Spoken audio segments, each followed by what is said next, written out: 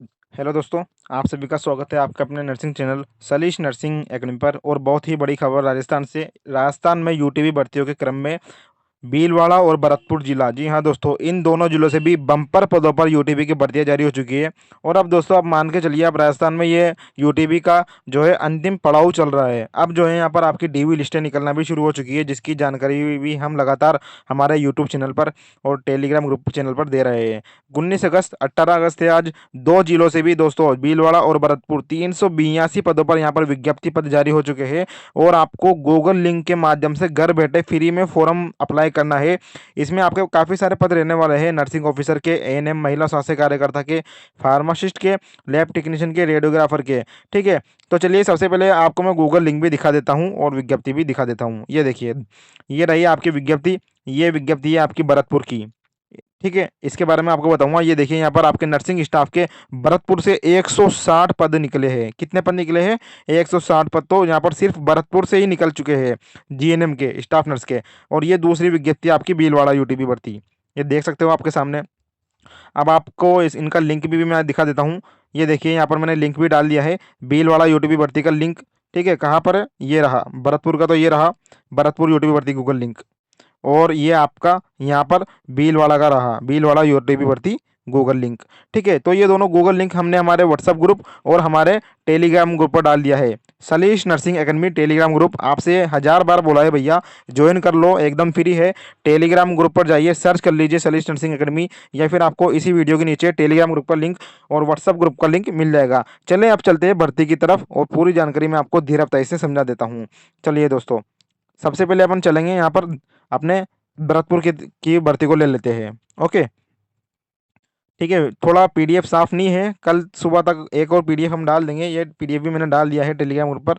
CMHO Bharatpur जिला, 18 अगस्त और 3766 यहाँ पर आपका जो है क्रमांक नंबर दिया गया है। प्रेस विज्ञप्ति जारी कर दी है। और इसमें दोस्तों फार्मासिस्ट के 13 पद निकाले हैं, लैब टेक्नीशियन के 10 पद निकाले हैं, असिस्टेंट रेडियोग्राफर के 10 पद निकाले हैं, एएनएम के महिला स्वास्थ्य कार्यकर्ता के 50 पद निकाले हैं, और जीएनएम जनरल नर्सिंग के यहाँ पर 160 पद निकाले हैं। बहुत ज़्यादा पद निकाल दिए भैया, मुझे लगता है अच्छे पद निकाले हैं भरतपुर जिले में। और सभी अभ्यर्थियों को आई थिंक अप्लाई करना चाहिए। हालांकि दूसरे जिले के अभ्यर्थियों की यहाँ पर सिलेक्शन के चांसेस कम है, जैसा कि आप सभी को अभी पता चल रहा होगा। जैसे जैसे डीवी लिस्ट आ रही है यूटीबी भर्तियों की राजस्थान के विभिन्न जिलों की, उसमें सिर्फ उन्हीं जिलों के अभ्यर्थियों का नाम आ रहा है जो स्थानीय अभ्यर्थी है।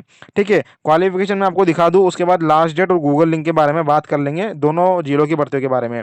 जीएनएम में कौन कौन अप्लाई कर सकता है? 12th पास जीएनएम नर्सिंग कर रखी है किसी ने, या फिर बीएससी नर्सिंग कर रखी है, वो अप्लाई कर सकता है। आरएनसी में पंजीकरण होना आवश्यक है।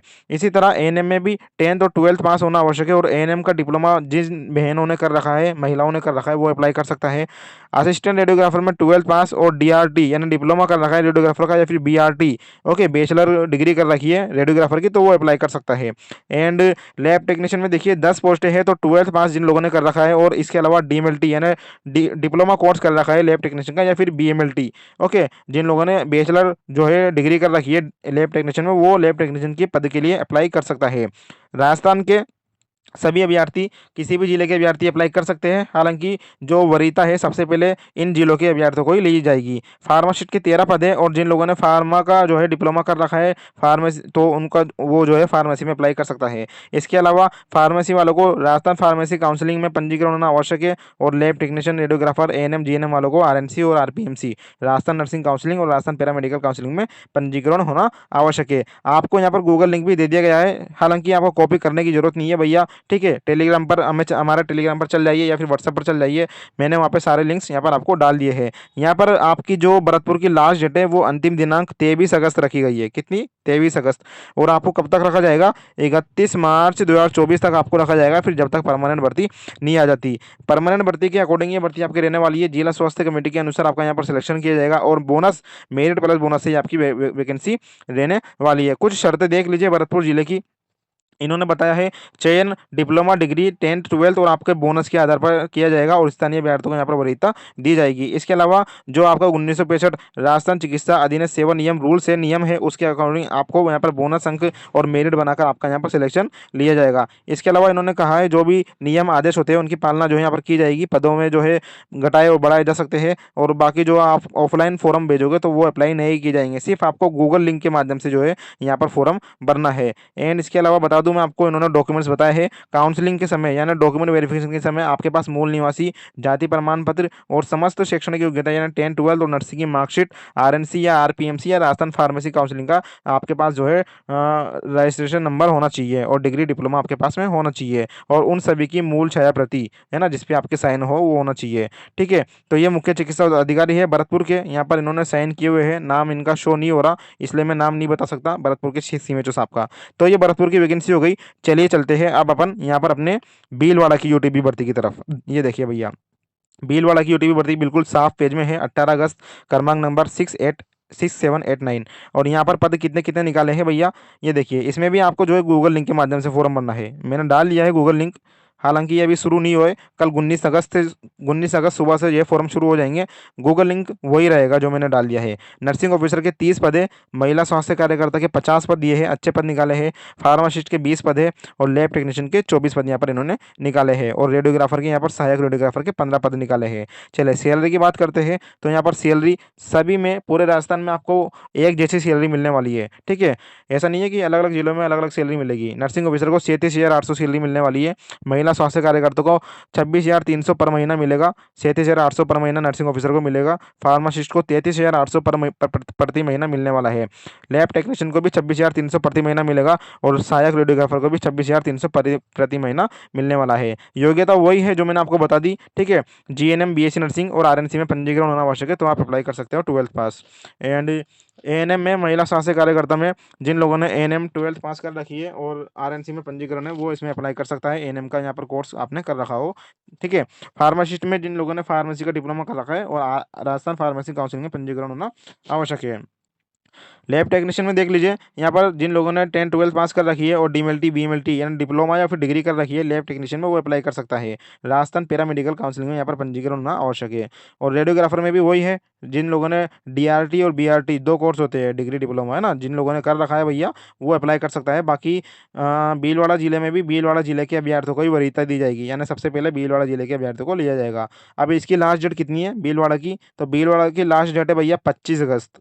ठीक है ना, उसकी शायद 21 अगस्त थी, मैंने कितनी बताई थी अभी आपको, एक सेकेंड, यहाँ पर मैंने आपको बताई थी भरतपुर की आपकी लास्ट डेट है 23 अगस्त, सॉरी ओके 23 अगस्त और यहाँ भरतपुर की 23 है और भीलवाड़ा की 25 अगस्त है। ओके, तो ये जानकारी है। बाकी इसमें भी वही आपको जिला स्वास्थ्य कमेटी के द्वारा सिलेक्शन लिया जाएगा और गूगल लिंक के माध्यम से फॉर्म भरना है, ऑफलाइन नहीं बनना। इसके अलावा 31 मार्च तक या परमानेंट जो है कर्मचारी नहीं आ जाता तब तक आपको रखा जाएगा। शर्तें सभी जिलों में सेम रहने वाली है।